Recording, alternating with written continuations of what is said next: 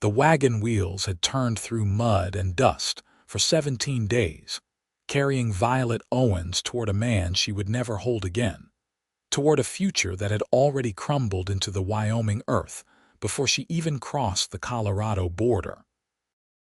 She learned about Samuel's death from a telegraph operator in Cheyenne, a thin man with sympathetic eyes who handed her the paper with trembling fingers.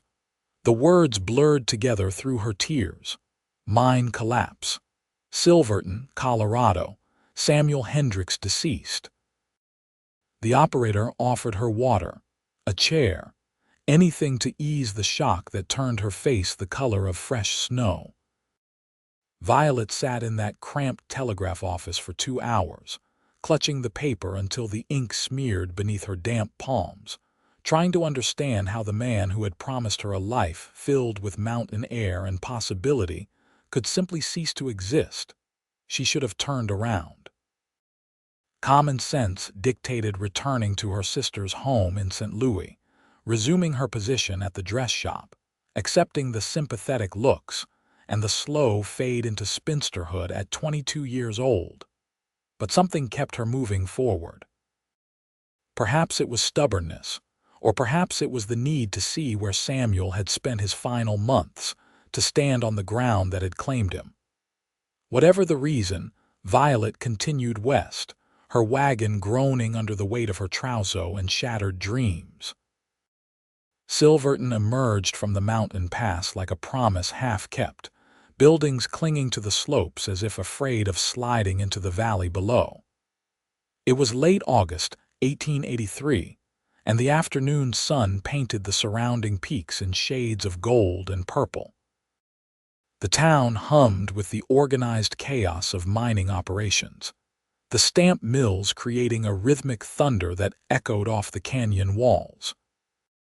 Violet guided her exhausted horses down the main street, past saloons and supply stores, past miners with cold, dark faces and women in practical wool, despite the summer heat. She found lodging at a boarding house run by a widow named Mrs. Callahan, a round woman with kind eyes and no patience for self-pity. "You are the girl who was coming for Samuel Hendricks," Mrs. Callahan said, not unkindly, as she showed Violet to a small room overlooking the street. "He spoke of you often. He was a good man, Miss Owens." The mine took 12 men that day. Silverton is still grieving.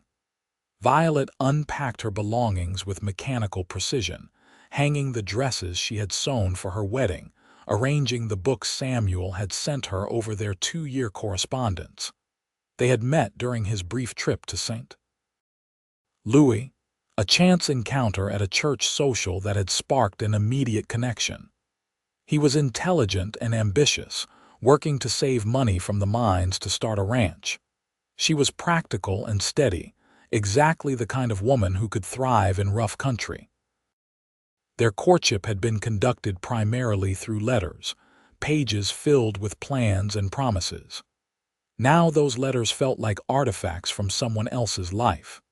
That evening, Mrs. Callahan insisted Violet join her for supper. "You need food in your belly and company besides your own sad thoughts," the older woman said firmly, ladling stew into a thick ceramic bowl. 3 other boarders shared the table, miners who nodded respectfully and ate in exhausted silence. "What will you do now, Mrs. Callahan asked after the men had retreated to their rooms. "I do not know," Violet admitted, the first time she had spoken the words aloud. "I have some money saved, enough for perhaps 2 months. I suppose I should find work, save enough to return home. There is work if you want it. The milliner is looking for someone with sewing skills, or you could teach, if you have the patience for children." Mrs. Callahan studied her with sharp eyes. "Though I suspect you did not come all this way just to turn around and leave." Violet had no answer for that. She retired to her room and lay awake listening to the unfamiliar sounds of a mountain town, the distant shouts from saloons, the wind whistling through the canyon, the occasional bark of a dog. Sleep finally claimed her near dawn, and with it came dreams of Samuel, his face already starting to fade in her memory. The next morning, Violet walked to the cemetery. It occupied a windswept hillside above town, marked by simple wooden crosses and a few elaborate stone monuments for families with means. She found Samuel's grave easily enough, the earth still fresh, a simple marker bearing his name and dates. She stood there for a long time, trying to feel something beyond the numb emptiness that had settled in her chest. "I am here," she whispered finally. "I came just as I promised. I am sorry it took so long. I am sorry I was too late." He was looking forward to your arrival, something fierce. The voice startled her, and she turned to find a man standing a respectful distance away, hat in his hands. He was tall and lean, with sun-weathered skin and eyes the color of a summer storm. Dark hair curled slightly at his collar, and a few days of stubble shadowed his jaw. He wore the practical clothes of a working cowboy, denim and worn leather, dusty boots that had seen countless miles. "I apologize for intruding," he continued, his voice low and respectful. "I saw you walking up here and thought you might be her. Miss Owens, I mean. Samuel's intended." "I am Violet Owens," she confirmed, studying him with cautious eyes. "Did you know Samuel?" "Not well, but we drank together a few times." "I am Yates Whitmore. I run cattle in the high country during summer, bring them down to winter pasture in the valley. I come through Silverton every few weeks for supplies." He gestured toward the grave. "I was in town when the mine collapsed. It was a bad day. The whole mountain seemed to shake." They stood in silence for a moment, the wind tugging at Violet's dark traveling cloak. "It seems foolish now," she said quietly. "Coming all this way for a man I barely knew. We spent perhaps 10 days together in person. The rest was just letters and imagination." "Letters can tell you a lot about a person," Yates said. "The things they choose to share, the way they see the world." "That is not nothing." Violet looked at him more carefully. There was something solid about him, something steady that reminded her of the mountains themselves. "You are kind to say so. Most people seem to think I should have stayed in St. Louis. Most people have never taken a risk in their entire lives." Yates settled his hat back on his head. "My camp is about 2 hours north of here, up in the high meadows. I will be in town for a few days restocking supplies. If you need anything, Miss Owens, anything at all, you can find me at the livery or at the Silver Dollar Saloon in the evenings. Not that I am much help with women's concerns, but I know the country and the people." "Thank you, Mr. Whitmore. That is generous." He tipped his hat and walked back down the hill, moving with the easy grace of a man comfortable in his own body. Violet watched him go, then turned back to Samuel's grave. She tried to conjure tears, but none came. Instead, she felt only a deep weariness, as if she had been traveling for years instead of weeks. The following days settled into a strange routine. Violet met with the milliner, a pinched woman named Mrs. Shaw, who offered her part-time work altering and constructing hats for Silverton's small population of respectable women. The pay was modest but honest, and the work kept her hands busy. She took her meals at the boarding house, listening to Mrs. Callahan's stories about the town's history and scandals. She walked the streets, learning the rhythms of a mining town, the shifts that marked the days, the way Saturday nights transformed the quiet streets into something wild and unpredictable. She saw Yates several times during that first week. He was often at the general store when she stopped for thread or fabric, loading supplies into a sturdy wagon. He would nod politely, sometimes making brief conversation about the weather or asking if she was settling in comfortably. There was nothing forward in his manner, nothing that made her uncomfortable. He was simply present, like the mountains, a constant in the shifting landscape of her new reality. On Saturday evening, Violet was returning from a walk when she heard raised voices outside the Silver Dollar Saloon. A crowd had gathered, and she recognized Yates standing between two miners, his hands raised in a calming gesture. "Nobody needs to do anything stupid," he was saying, his voice carrying clearly. "Jake, your wife is waiting for you at home. Tom, you know damn well he was not cheating. You are just angry because you lost. Stay out of it, Cowboy," the larger of the two miners snarled, swaying slightly. "This is between me and this thieving bastard. It becomes my business when you are both too drunk to throw a proper punch." Yates kept his voice light, almost amused. "Come on now. Let me buy you both a drink and we can settle this like reasonable men." The situation could have gone either way, balanced on the knife edge of alcohol and pride. Then Yates did something unexpected. He started laughing, a genuine sound that seemed to diffuse the tension. "You know what? Forget the drink. Let us make it interesting. Both of you against me, arm wrestling. I win, you both go home peacefully. Either of you wins, I will pay your tab for the next month." The challenge was absurd enough to work. The miners, distracted from their original argument, agreed with the enthusiasm of drunk men presented with a new competition. The crowd moved back into the saloon, and Violet found herself following, curious despite herself. She watched from near the doorway as Yates handily defeated both miners, his face showing effort but never real strain. He bought them each a beer afterward, shook their hands, and sent them on their way with jokes and good humor. The crowd dispersed, crisis averted. Another Saturday night in Silverton diffused before it could turn bloody. Yates noticed her as he headed for the door, and surprise flickered across his face. Miss Owens. Not exactly the proper venue for a lady. "I was walking past when the commotion started," she explained.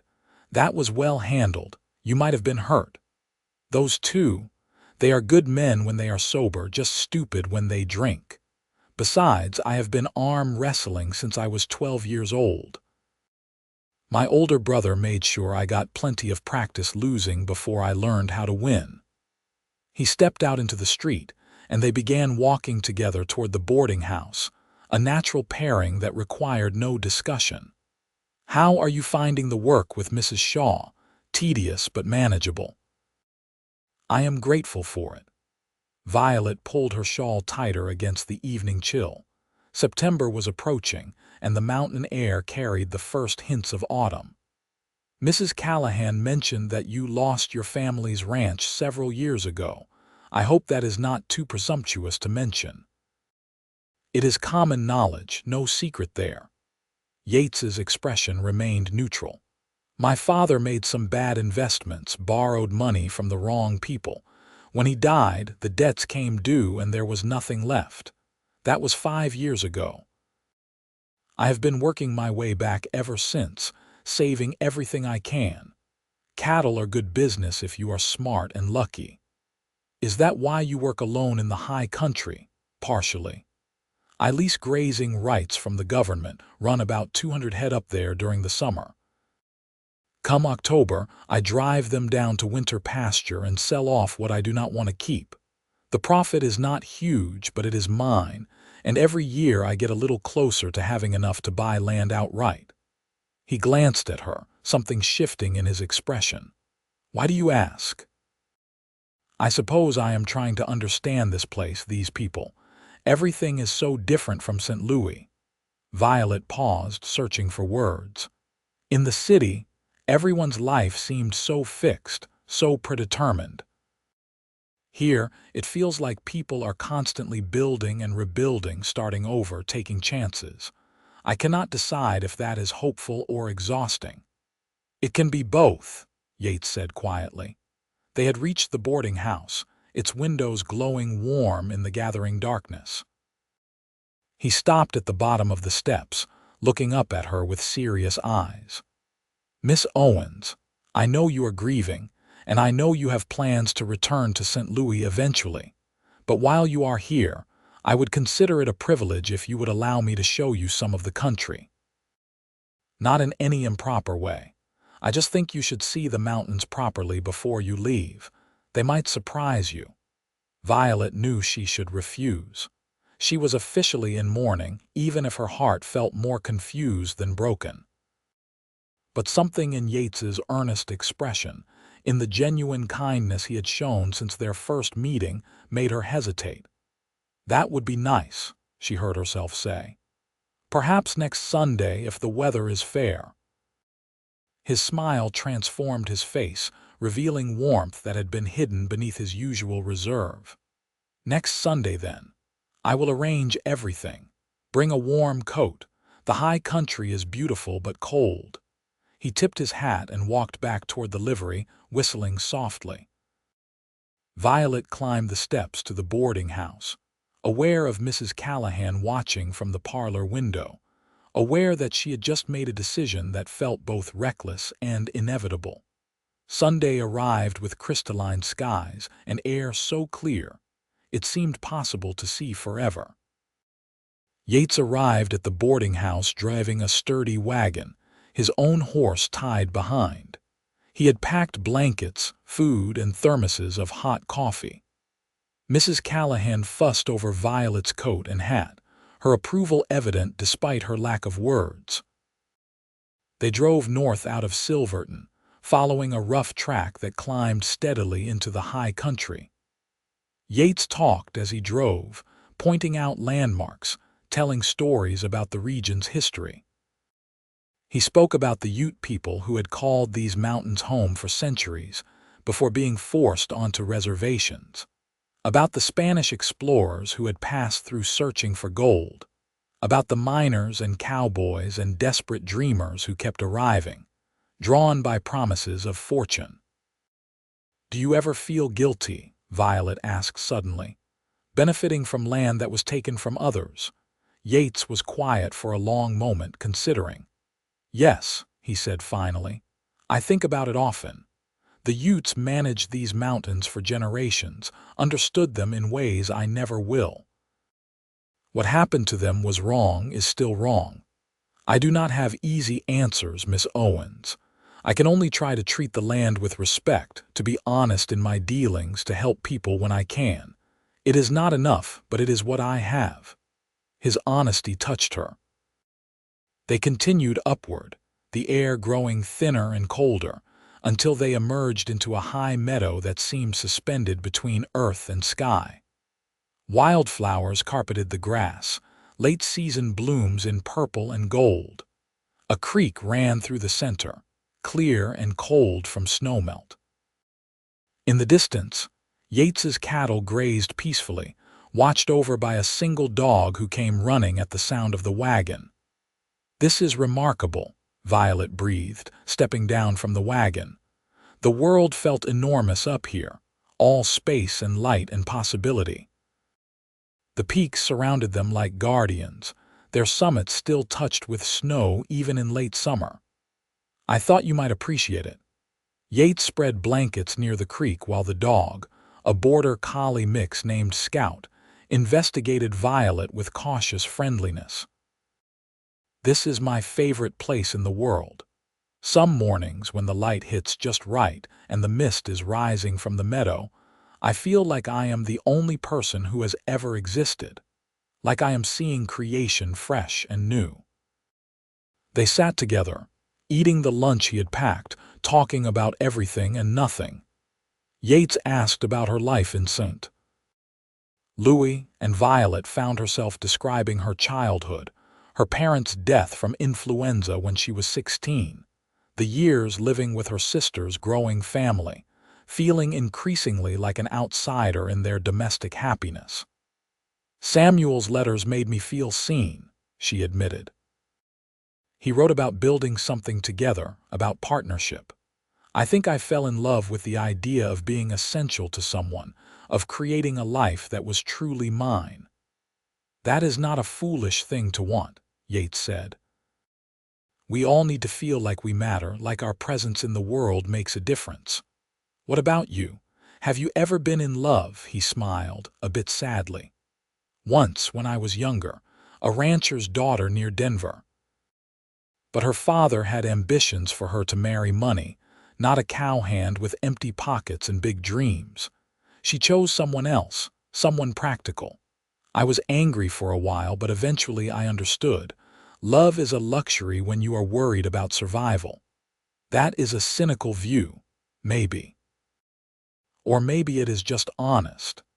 Yates met her eyes. "But I would like to believe there is space in life for both practicality and feeling, that we do not always have to choose between security and happiness." They stayed in the meadow until late afternoon, watching the sun track across the sky, listening to the wind and the creek and the occasional lowing of cattle. Scout lay between them, occasionally nudging one or the other for attention. Violet felt something loosening in her chest, some tight knot of grief and confusion beginning to unravel. She was not healed, but for the first time since receiving the telegraph, she felt like healing might be possible. On the drive back to Silverton, Yates said, "I will be heading back up to the high country tomorrow. I need to check on some cattle in the northern sections, make sure none have gotten into trouble.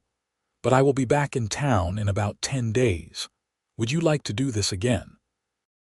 Not the same place necessarily, but I could show you some of the old mining camps, or there is a waterfall to the west that is worth seeing." "I would like that very much," Violet said, and meant it. The next 10 days passed slowly. Violet worked at the milliner's shop, attended church with Mrs. Callahan, wrote letters to her sister that somehow never adequately explained her decision to stay in Silverton.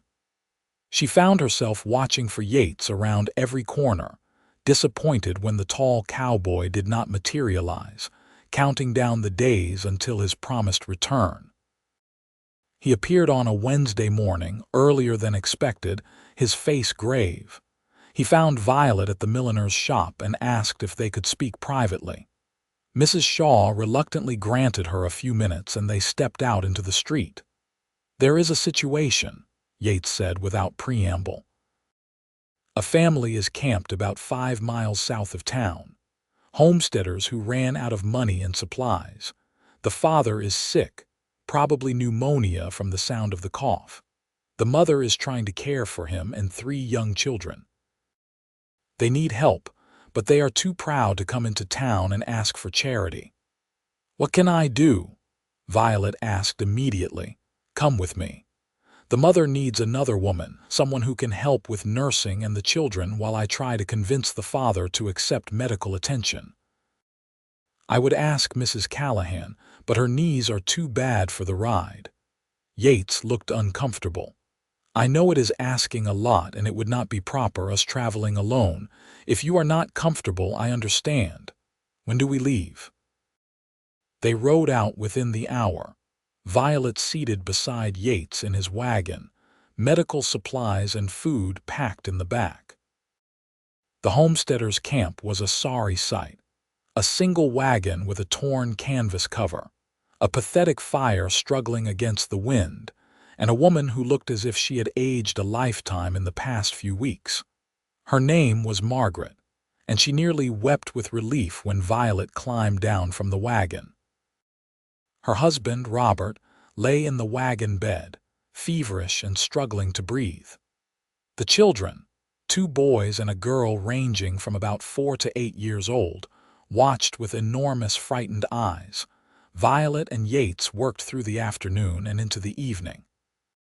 Yates built up the fire, rigged a better shelter, and eventually convinced Robert to let him ride for the doctor in Silverton. Violet bathed the children, fed them from the supplies Yates had brought, and then turned her attention to Margaret, who was nearly as sick as her husband, though she refused to admit it. "We were supposed to be in California by now," Margaret said quietly, once the children were asleep. Robert heard there were opportunities, land for farming.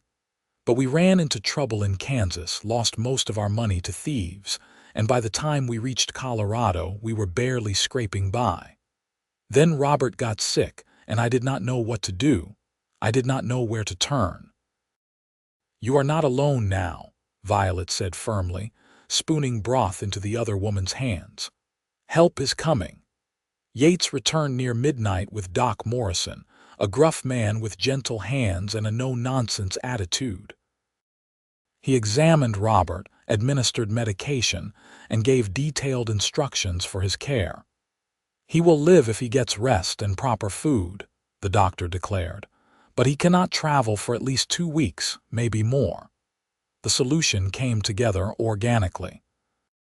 Margaret and her family would move to a cabin near town that was currently vacant, owned by a family who had moved to Denver. Mrs. Callahan knew the owners and could arrange the use of it. Yates and several other men would help transport the family and their belongings. Violet would help Margaret get settled and would visit daily to assist with nursing and childcare. Over the next 2 weeks, Violet found herself part of an impromptu community. The women of Silverton, many of whom had faced similar hardships, donated clothes and food. The men helped Robert set up a small cobbling operation once he was well enough to sit up, utilizing skills he had learned before turning to farming. The children, initially shy and frightened, began to laugh and play again. Through it all, Yates was a constant presence, steady and reliable, helping where needed without seeking recognition or thanks. Violet watched him repair the cabin's sagging porch, saw him teaching Robert's oldest boy how to properly stack firewood, observed the gentle way he handled frightened animals and frightened people with equal skill. One evening, as they walked back from the cabin to town, Violet said, "You have a good heart, Yates Whitmore." He looked uncomfortable with the praise. "I just do what needs doing. Anyone would help. But not everyone does. You see need and you respond. That is not as common as you might think." Violet paused, then continued carefully. "Samuel was a good man and I cared for him, but I realize now that I did not really know him. I knew the person in the letters, the carefully constructed version of himself that he chose to share. You are different. You are exactly who you appear to be, no pretense, no performance. That is rare." Violet. It was the first time he had used her given name, and the sound of it sent warmth through her chest. "I need to be honest with you about something. When Samuel died, I felt terrible for him, for his family, for the future he lost. But when I learned you were still coming to Silverton, when I heard you had continued your journey even after learning he was gone, I felt something else. Hope, maybe. The chance to know you. I know that makes me a terrible person, being glad for an opportunity that came from another man's death. You are not a terrible person." Violet stopped walking, turning to face him in the fading light. "I think Samuel would have liked you. I think he would have wanted me to find someone worthy, someone good. And I think he would have recognized those qualities in you." Yates reached out slowly, giving her time to pull away, and took her hand. His palm was calloused and warm, his grip gentle but sure. "I am falling in love with you, Violet Owens. I know it is too soon. I know you are still grieving. I know I have no right to burden you with my feelings. But I cannot keep pretending this is just friendship. You are in my thoughts from the moment I wake until I fall asleep. When I am in the high country, I see things and think about how you would react, what you would say. You have become essential to me in a way that terrifies and exhilarates me in equal measure." Violet felt tears prick her eyes, but they were not tears of sadness. "I traveled by wagon for 17 days to reach a man who was already dead," she said, her voice catching. "I came here prepared to build a life with someone I barely knew, based on nothing but letters and faith. And what I found instead was you. Real and solid and here. I think I have been falling in love with you too, but I was afraid to admit it, afraid it meant I never really loved Samuel." "Maybe you loved what Samuel represented," Yates said gently. "The chance for change, for a new beginning. That is not a betrayal. That is being human. Then live for the man standing before you. Yates pulled her closer, his other hand coming up to cup her cheek. Do not love a ghost. Do not mourn a future that was never meant to be. Live for this moment, for what we could build together. Live for me as I want to live for you. She kissed him then, rising on her toes to close the distance between them. It was nothing like the chaste goodbye kiss Samuel had given her 2 years ago in St. Louis. This was fire and promise, desperation and hope, the feeling of coming home to a place she had never been before. Yates wrapped his arms around her, holding her as if she were precious, as if he could not quite believe she was real. When they finally pulled apart, both breathing hard, Yates rested his forehead against hers. "Marry me," he said. "Not today, not even soon if you are not ready, but eventually. Be my wife, my partner. Help me build something that matters." "Yes," Violet breathed. "Yes to all of it. Yes to someday, and yes to building, and yes to you." They stayed there in the darkening street, holding each other until the cold forced them to move. Yates walked Violet to the boarding house, kissed her again at the door, and promised to return in the morning. Mrs. Callahan took one look at Violet's face and smiled knowingly, asking no questions, simply pulling her into a warm embrace that smelled of bread and lavender. The next months unfolded with a dreamlike quality. Yates began the process of purchasing land, a beautiful section of valley with access to water and mountain pasture. Violet continued working, saving her own money, insisting she would contribute equally to their future. They spent every possible moment together, learning each other's rhythms and quirks, building the foundation of a genuine partnership. In November, Yates rode into Silverton with news. "I found it," he said, his eyes bright with excitement. 300 acres, river access, mountain views, and a cabin that needs work but has good bones. The owner is moving back east and wants to sell quickly. If I can come up with the money in the next month, it is ours.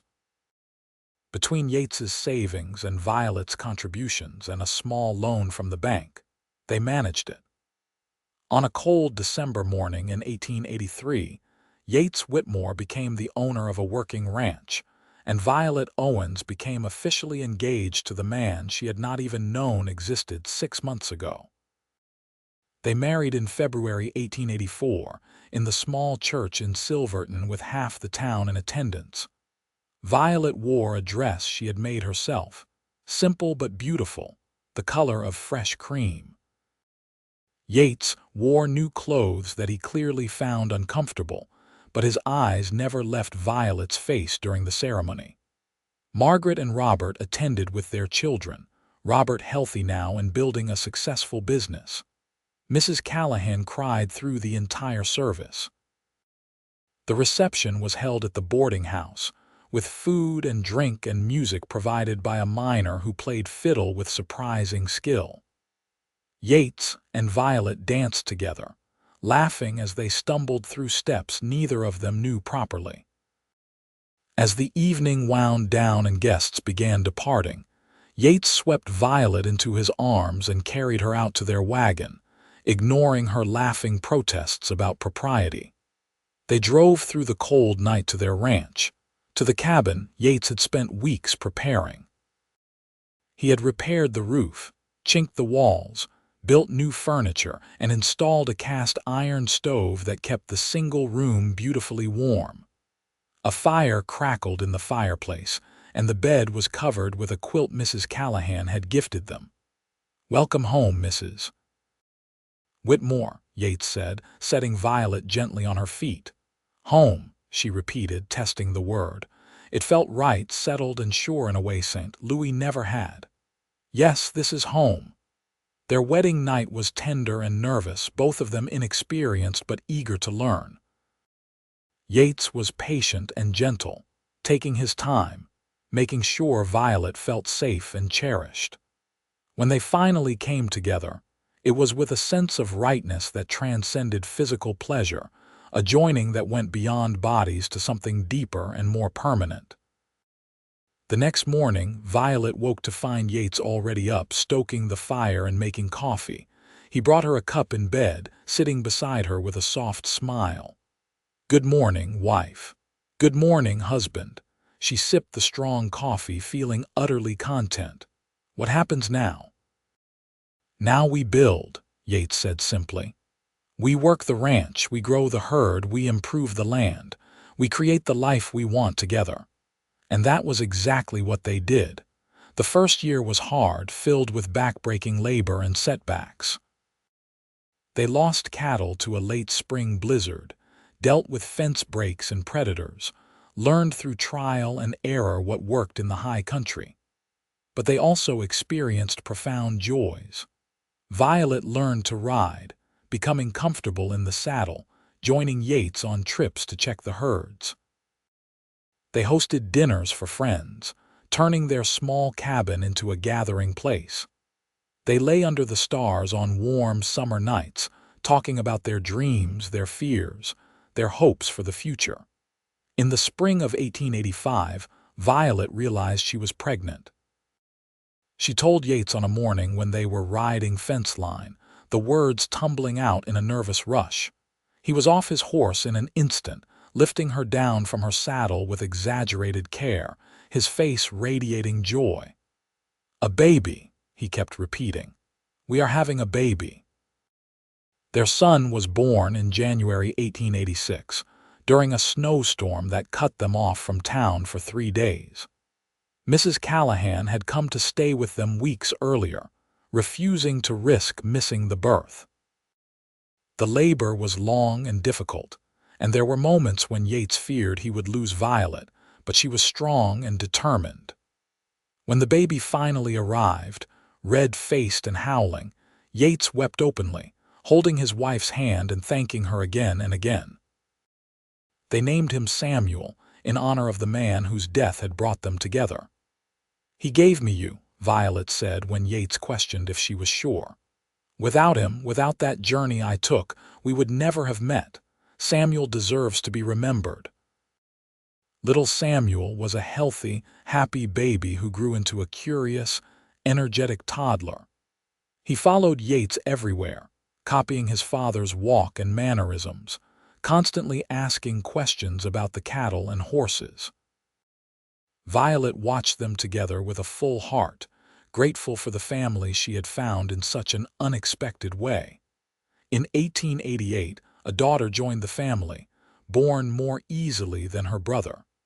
They named her Caroline after Violet's mother. She had Violet's dark hair and Yates's gray eyes, and from the beginning, she was fearless, showing no interest in dolls or domestic play, preferring to be outside with the animals. The ranch prospered. Yates's careful stewardship and hard work paid off, and they were able to expand, purchasing adjacent land, increasing their herds. Violet started a small business breeding and training horses, discovering she had a natural gift for understanding equine behavior. They built a larger house, with separate bedrooms for the children and a real parlor for entertaining. Robert and Margaret remained close friends, their children growing up alongside Samuel and Caroline. The families spent holidays together, helped each other through hard times, celebrated successes and milestones. Silverton itself changed and grew, becoming more established, though it never lost its rough edges or its sense of frontier possibility. In the summer of 1890, Violet and Yates took a trip back to the high meadow where they had spent their first real day together. The children stayed with Mrs. Callahan, who was now elderly but still sharp as a tack. Yates and Violet rode on horseback, moving slowly through the landscape they both loved. The meadow was just as beautiful as Violet remembered, perhaps more so now that it was layered with memories. They spread blankets near the creek, and Scout, now gray-muzzled but still game, settled beside them with a contented sigh. "You ever regret it?" Yates asked, lying on his back and watching clouds drift across the brilliant blue sky. Coming west, staying here, choosing this life. Not for a single moment, Violet said honestly. She lay down beside him, her head on his shoulder. I think about the girl I was, traveling by wagon to meet a man I barely knew, so desperate for a new life that I was willing to risk everything. She was brave, but she was also running away. Now I feel like I am finally running toward something. Toward you, toward our children, toward this place we have built together. I love you, Violet Whitmore, Yates said, turning to face her. More today than the day we married, more than yesterday, less than I will tomorrow. You are my everything, and you are mine. She kissed him deep and slow, tasting sunshine and coffee and the mountain air. My unexpected gift, my greatest adventure. They made love there in the meadow, under the vast sky, with the same tenderness and passion they had brought to each other since their wedding night. Afterward, they dozed in the warmth, wrapped in blankets and each other, at peace with the world and their place in it. As the sun began its descent toward the western peaks, they packed up and began the ride home.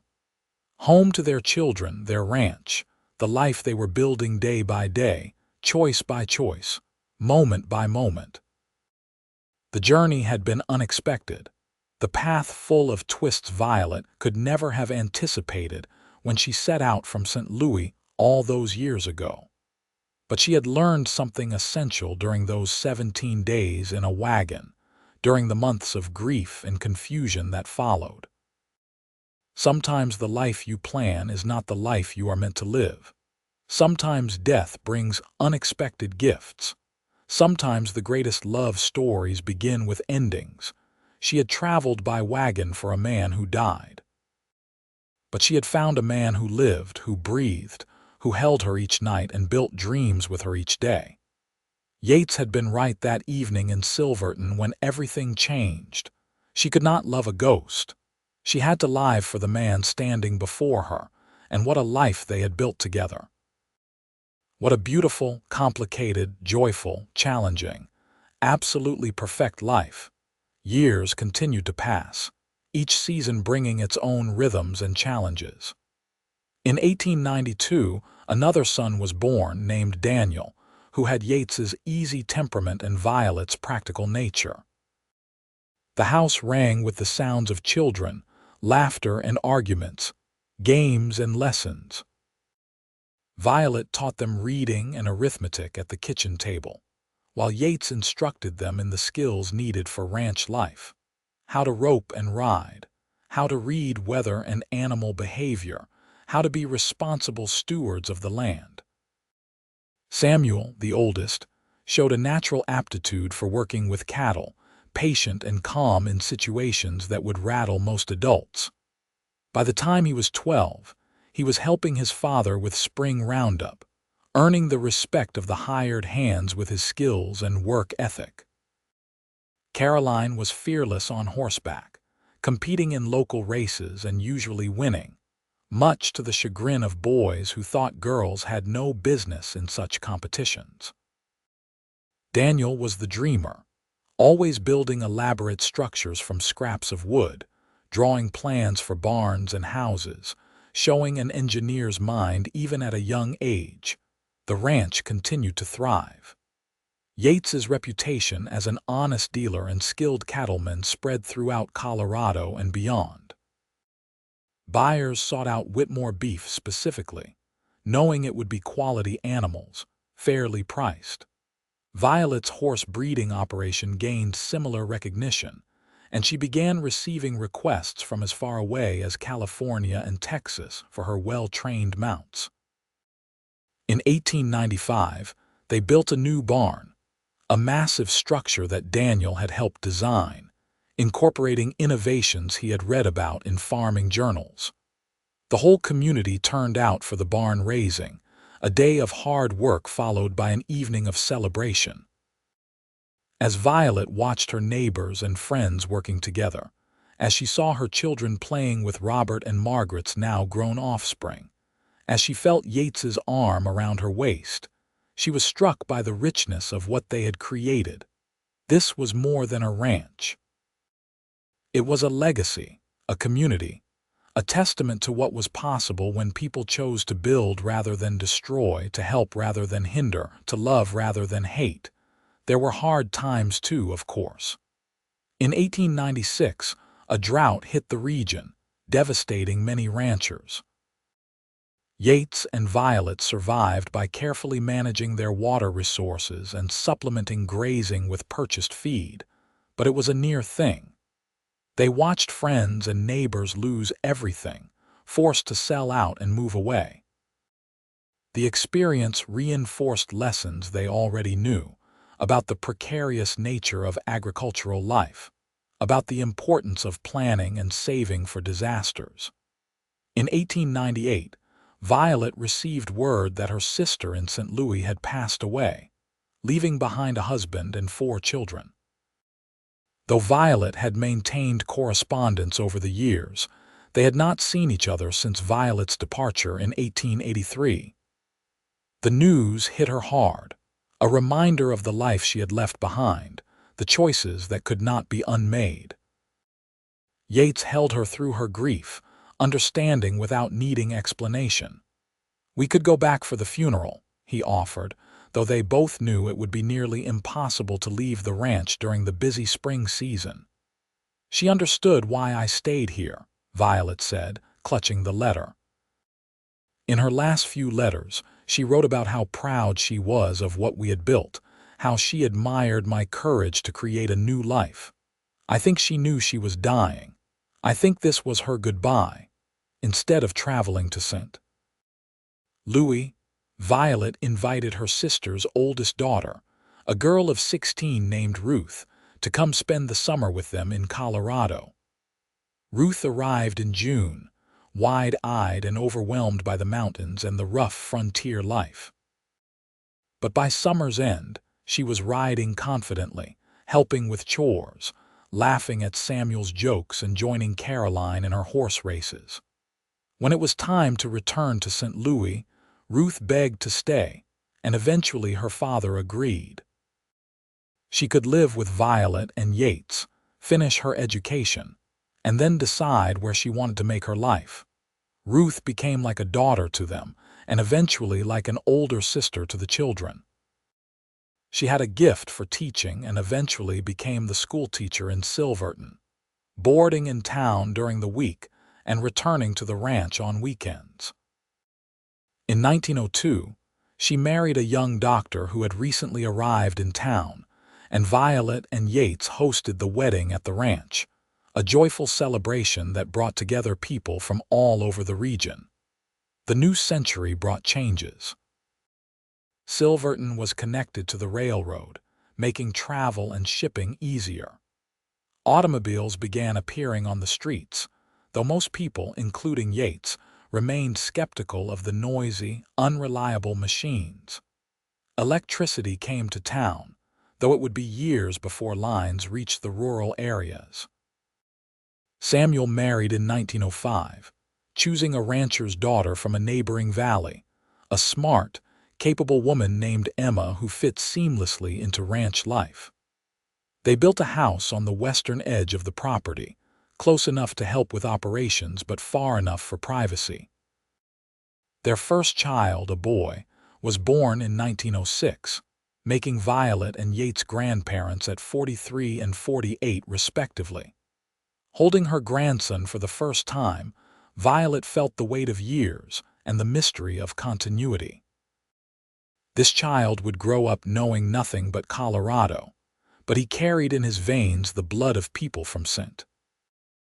Louis and points east, carried the legacy of a man named Samuel Hendricks, who had died before Violet even arrived, carried the story of a woman brave enough to continue a journey even after its purpose had vanished. Caroline proved more resistant to settling down. She worked the ranch alongside her father and brother, showing no interest in marriage or domestic life. There were some in the community who whispered about it, suggested she was unnatural, but Violet fiercely defended her daughter's right to choose her own path. "She is happy," Violet would say firmly to anyone who dared criticize. "She is doing work she loves, living a life that fulfills her. That is what matters." In 1908, Caroline announced she was purchasing land of her own, planning to run her own cattle operation. Yates was torn between pride at her ambition and concern about the challenges a woman rancher would face. In the end, he helped her secure favorable terms, used his influence to ensure she was treated fairly by suppliers and buyers, and made it clear to anyone who would listen that his daughter was as capable as any man in the region. Daniel, true to his childhood interests, went to study engineering in Denver. He would return to visit regularly, but his future lay in designing bridges and buildings, in urban development rather than ranching. Yates struggled initially with having a son who did not want to continue the family business, but Violet helped him understand that each child needed to find their own way. "We gave them roots," she reminded him one evening as they sat on the porch watching the sunset. "Strong, deep roots in this land and this family, but we also gave them wings. Daniel's path is different, but it is no less valuable. He will build things that last, that help people. We should be proud." "I am proud," Yates admitted. "All three of them, and Ruth too. We did something right, Violet. Look at the adults they have become." By 1910, the ranch employed a dozen permanent hands and twice that during busy seasons. The original cabin, the place where Violet and Yates had spent their first years together, still stood, now used for storage. The main house had been expanded several times, a sprawling structure that accommodated family gatherings and community events. The barn Daniel had designed was joined by several others, along with corrals and outbuildings and all the infrastructure of a successful operation. Yates was in his 50s now, his hair mostly gray, his face deeply lined from decades of sun and wind. But he was still strong, still working alongside his hands, still rising before dawn to check on cattle and horses. Violet had aged as well, her dark hair streaked with silver, her hands showing the wear of countless tasks. But her eyes were bright, her mind sharp, her spirit undiminished. They still rode up to the high meadow at least once each summer, a tradition they maintained religiously. Scout had long since passed, as had two subsequent dogs, but there was always a working dog or two who accompanied them on these trips. They would spend the day there, talking about everything and nothing, making love under the sky, simply being together in the place that had witnessed the beginning of their love story. On one such trip in the summer of 1912, as they lay in the grass watching clouds drift by, Yates said, "If you could go back, knowing everything you know now, would you still get on that wagon in St. Louis?" Violet considered the question seriously. "I would," she said finally. "Not because I was meant to find Samuel, but because I was meant to find myself. That journey, that willingness to risk everything for the possibility of something better, that was the moment I became the person I was supposed to be. And yes, it brought me to you, which makes it the most important decision of my life. But even if you had not been here, even if I had ended up alone, I think I would have found a way to build a life I was proud of. That is what I love most about you," Yates said, pulling her close. "Your strength.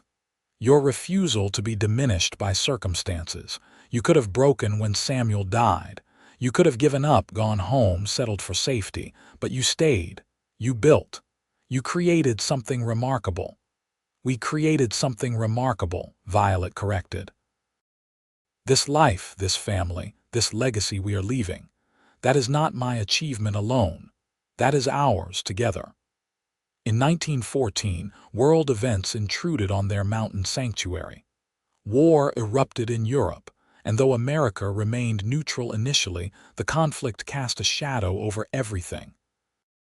When the United States finally entered the war in 1917, Samuel, now 31 and with 2 children of his own, enlisted despite Emma's protests and his parents' fears. He served with distinction in France, writing letters home that described horrors his family could barely imagine. The year he was gone was the longest of Violet's life. Every day brought the fear that a telegram would arrive bearing terrible news. She found herself thinking about Samuel Hendricks, the man she had traveled west to marry, wondering if his mother had felt this same sick dread, this helpless terror at having someone she loved in danger beyond her reach. When her Samuel finally returned in 1919, thinner and haunted but alive, Violet held him and wept with relief. Yates clasped his son's shoulder, emotion too strong for words. Emma clung to her husband as if she could keep him safe through sheer force of will. The war changed Samuel, made him quieter and more serious, but eventually the mountain peace worked its healing magic, and he began to laugh again, to take joy in his children and his work. The 1920s brought prosperity but also change. Prohibition made criminals of honest people, and Silverton saw its share of bootlegging operations. The automobile became more common and more reliable, shrinking distances that had once seemed vast. Radio brought news and entertainment from far-off places, connecting the isolated mountain community to the wider world. Violet and Yates watched these changes with mixed feelings. Some innovations they welcomed, others they viewed with suspicion. But they adapted as they always had, taking what was useful and leaving the rest. The ranch continued to operate much as it always had, with hard work and careful planning, with respect for the land and the animals. In 1925, they celebrated their 41st wedding anniversary with a party that drew people from all over the region. Samuel and Emma were there with their 4 children, the oldest now a young man himself, talking about taking over the ranch someday. Caroline arrived from her own successful operation, still unmarried but radiantly happy, accompanied by a woman she introduced as her business partner, a relationship that Violet understood even if others chose not to. Daniel came from Denver with his wife and 2 daughters, showing photographs of the bridges he had designed, structures that would carry traffic for generations. As Violet looked around at her family, at the friends who had become family, at the community they had helped build, she felt a profound sense of completion. This was what she had been seeking all those years ago when she climbed into a wagon and pointed it west. Not a specific person or place, but this feeling of belonging, of purpose, of having lived a life that mattered. Yates found her standing alone on the porch as the party continued inside. "What are you thinking about?" he asked, slipping his arm around her waist in the familiar gesture they had shared for decades. "I am thinking about how grateful I am," Violet said, "for all of it. The hard parts and the good parts, the sorrow and the joy. I am grateful for the journey that brought me here. I am grateful for Samuel Hendricks, for the opportunity he represented even if it was not the opportunity I expected. And I am grateful for you, for every single day we have had together." "The journey is not over yet," Yates said. "We have plenty of good years left." And they did. They had the pleasure of watching grandchildren grow and marry, of welcoming great-grandchildren into the world. They saw the ranch continue to prosper under Samuel's management, watched Caroline become one of the most respected ranchers in Colorado, regardless of gender, celebrated Daniel's achievements as his reputation as an engineer spread nationally. In 1930, Mrs. Callahan passed away at the age of 92. Violet and Yates were among the dozens who attended her funeral, mourning a woman who had been kind to a lost young widow, who had supported and encouraged a love story that might have seemed improper to others. She would be happy to see how everything turned out, Violet said, standing at the grave. She believed in us from the beginning. The Depression hit hard, even in the isolated mountains. Cattle prices plummeted and many ranchers went under. The Whitmore ranch survived, though it required every ounce of skill and determination they had accumulated over nearly 50 years of operation. They helped neighbors when they could, offering work or food, maintaining community ties that would outlast the economic disaster. By the mid-1930s, Yates was in his 70s, finally starting to slow down. He handed over most of the ranch operations to Samuel, content to advise rather than direct. He spent more time on the porch, watching the mountains change with the seasons, reading the books he had never had time for, playing with great-grandchildren who viewed him as a source of stories and wisdom. Violet, in her early 70s herself, remained active. She still worked with horses, though she left the breaking to younger hands. She maintained a large garden, canned and preserved food, hosted family dinners, wrote long letters to relatives scattered across the country. Her hair was completely white now, her body showing the effects of decades of physical labor, but her mind remained sharp and her spirit strong. On a summer evening in 1938, they rode together to the high meadow one last time. It took them longer than it used to, and they moved more slowly, but they made it. The meadow was as beautiful as ever, unchanged by the passage of time, eternal in a way humans could never be. They spread their blankets and sat together, holding hands, watching the sun paint the peaks in shades of gold and crimson. 54 years, Yates said quietly. 54 years since that first time I brought you here. It feels like yesterday and like forever. We have been blessed, Violet said. More than I ever imagined possible. A good life, a good family, a love that sustained us through everything. Do you remember what I said to you that night in Silverton? Yates asked, when everything changed between us. You said to live for the man standing before me, Violet replied. To not love a ghost, but to embrace what was real and present. Best advice I ever gave, Yates said with a smile. And you took it.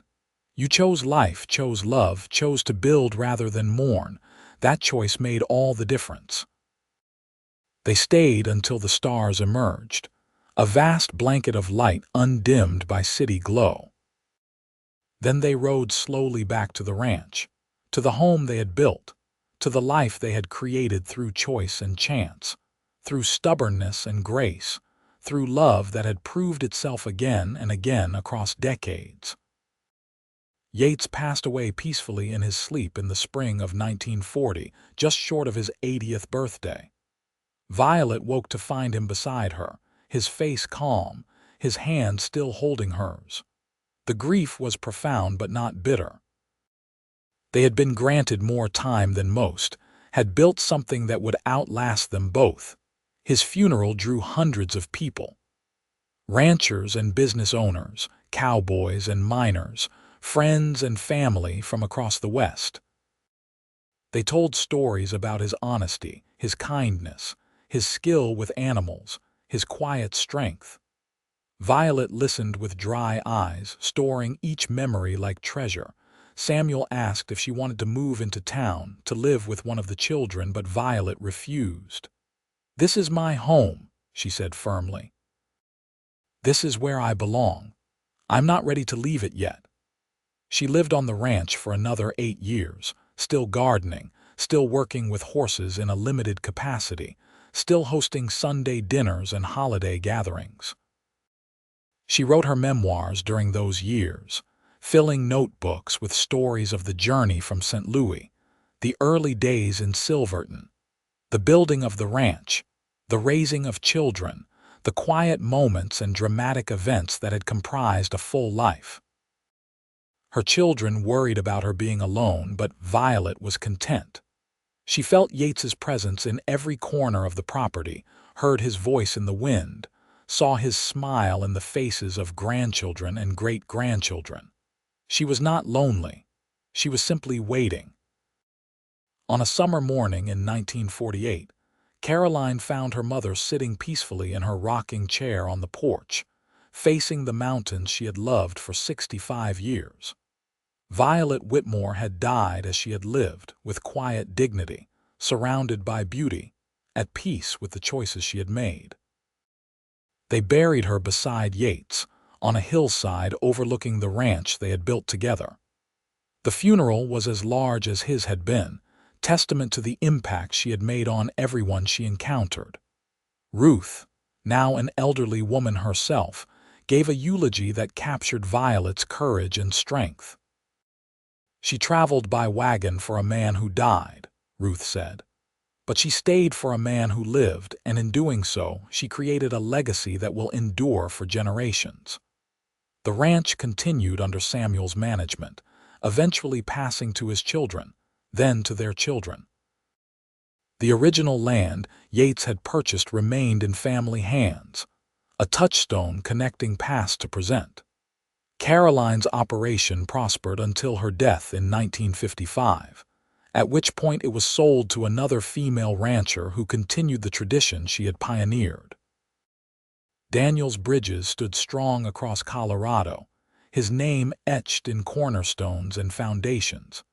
But more than property or structures, Violet and Yates left behind a story. A story about taking risks, about choosing life over fear, about building something meaningful from tragedy and chance. A story about a woman brave enough to continue a journey even after its purpose had vanished, and a man wise enough to see her worth and offer her a different future. A story that began with 17 days in a wagon and a grave in a Wyoming cemetery, that transformed through compassion and courage into a love that shaped a family, a ranch, a community. A story that proved sometimes the life you plan is not the life you are meant to live, but if you remain open to possibility, if you choose to live for what is real and present rather than what is lost, you might find something even more extraordinary than what you originally sought. Years later, when great-great-grandchildren visited the ranch and asked about the woman in the old photographs, about Violet with her direct gaze and slight smile, they would hear the story. About the wagon journey, about Samuel Hendricks, about Yates Whitmore in a high mountain meadow, about a choice made in the gathering darkness of a Colorado evening. "She traveled by wagon for a man who died," the story always began. "But she found a man who lived, and together they built something that lasted." And in the end, is that not what every love story aspires to be? A choice made in the face of uncertainty, a leap of faith toward an unknown future, a decision to live fully and love deeply despite the risks. Violet Owens Whitmore understood that truth in her bones, carried it with her from St. Louis to Silverton, from grief to joy, from loss to abundance. She traveled by wagon for a man who died. But she lived, gloriously and completely, for the man who stood before her and offered her not just love but partnership, not just survival but flourishing, not just a future but a legacy. And that made all the difference.